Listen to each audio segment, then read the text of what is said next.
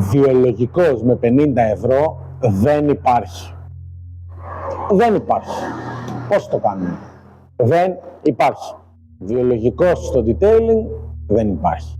Βιολογικό καθαρισμό, εξεργασία των λιμάτων που κάνουν οι δήμοι. Εδώ πέρα, εσωτερικός καθαρισμός. Απλά τα πράγματα. Τώρα, το πόσα πακέτα θα έχεις και το τι θα περιλαμβάνει είναι δικό σου θέμα και του εκάστοτε καταστήματος. 50 ευρώ, να πλύνεις μοκέτες, να πλύνεις καθίσματα, να καθαρίσεις πλαστικά, αεραγωγούς, σε 3 ώρες να είναι έτοιμο. Δεν θα είναι έτοιμο. Δεν θα είναι έτοιμο.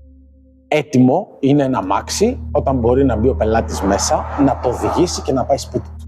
Να πάει στη δουλειά του, να πάει μια βόλτα με την οικογένειά του. Τότε είναι έτοιμο ένα αμάξι. Όταν το παραδίδεις βρεγμένο, μουσκεμα και σε 3 ώρες έχεις κάνει μια διαδικασία, όποια διαδικασία είναι αυτή, δεν είναι ένα έτοιμο αυτοκίνητο και σίγουρα για τους περισσότερους από εμάς δεν είναι παραδοτέο.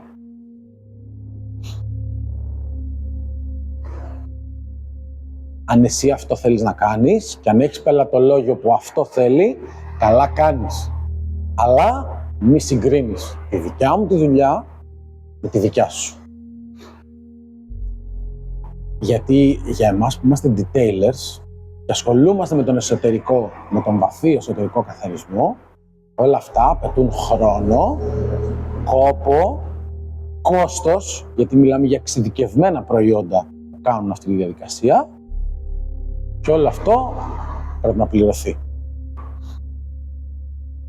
Οπότε, κάνε εσύ αυτό που κάνεις, δώσ' του μια σωστή ονομασία, πληρώσου και αν οι πελάτες σου είναι ευχαριστημένοι, καλά κάνεις και το κάνεις. Αλλά μη μας λες ότι αυτή είναι η διαδικασία, ότι δεν μπορείς να καταλάβεις πώς εμείς το κάνουμε πιο αργά και χρεώνουμε πιο πολλά. Και ότι αυτό είναι ένα παραδοτέο αμάξι, μουσκεμα με σακούλα. Κάνε εσύ αυτό που κάνεις, πληρώσου αυτό που θες να πληρωθείς και αν οι πελάτες σου είναι ευχαριστημένοι, οκ. Αλλά άσε και εμάς να κάνουμε αυτό που ξέρουμε, να πληρωθούμε αυτό που πρέπει και να είναι και οι δικοί μας πελάτες ευχαριστημένοι. Και δεν χρειάζεται να μας σχολιάζεις. Καλό απόγευμα.